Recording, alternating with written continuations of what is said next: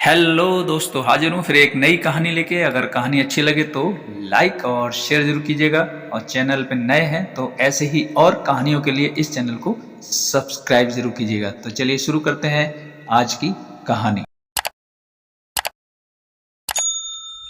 दोपहर का समय था। राजा अकबर अपने दरबार में बैठे कुछ सोच रहे थे। अचानक उन्हें बीरबल की कही हुई एक बात याद आई। उन्हें याद आया कि एक बार बीरबल ने उन्हें एक कहावत सुनाई थी, जो कुछ इस तरह से थी: खाने के बाद लेटना और मारने के बाद भागना एक सयाने मनुष्य की निशानी होती है। राजा सोचने लगे, अभी दोपहर का समय है, यकीनन बीरबल खाने के बाद सोने की तैयारी में होगा। चलो आज उसकी बात को गलत साबित किया जाए। ये सोचकर उन्होंने एक सेवक को आदेश दिया कि इसी वक्त बीरबल को दरबार में उपस्थित होने का संदेश दिया जाए।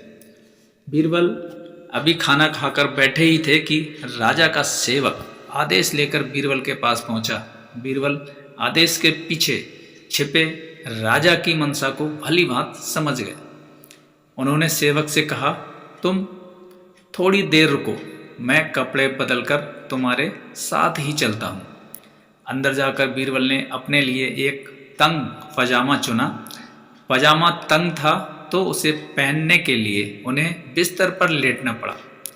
पजामे को पहनने का बहाना कर वे थोड़ी देर बिस्तर पर ही लेटे रहे और फिर सेवक के साथ दरबार की ओर चल दिए। दरबार में राजा बीरबल की ही राह देख रहे थे।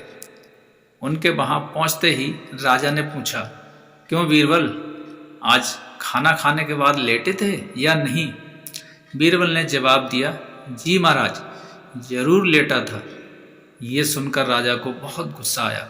उन्होंने बीरबल से पूछा, इसका मतलब ये है कि तुमने मेरे आदेश का असम्मान किया है। तुम उसी समय मेरे सामने क्यों उपस्थित नहीं हुए? इसके लिए मैं तुम्हें सजा देता हूँ। बीरबल ने तुरंत जवाब दिया, महाराज, ये सच है कि मैं थोड़ी देर लेटा था, लेकिन मैंने आपके आदेश की अवहेलना नहीं की है। आपको मुझ पर यकीन ना हो तो आप सेवक से इस बारे में पूछ सकते हैं। हाँ, ये अलग बात है कि मुझे इस तंग पजामे को पहनने के लिए बिस्तर पर लेटना पड़ा था। बीरबल की इस बात को सुनकर अकबर हंसे बिना रह ना सके और उन्होंने बीरबल को दरबार से जाने दिया। इस कहानी से हमें ये सीखने को मिलता है कि परिस्थिति को भांपते हुए हमारे द्वारा उठाया गया एक कदम हमें अनेक मुसीबतों से बचा सकता है।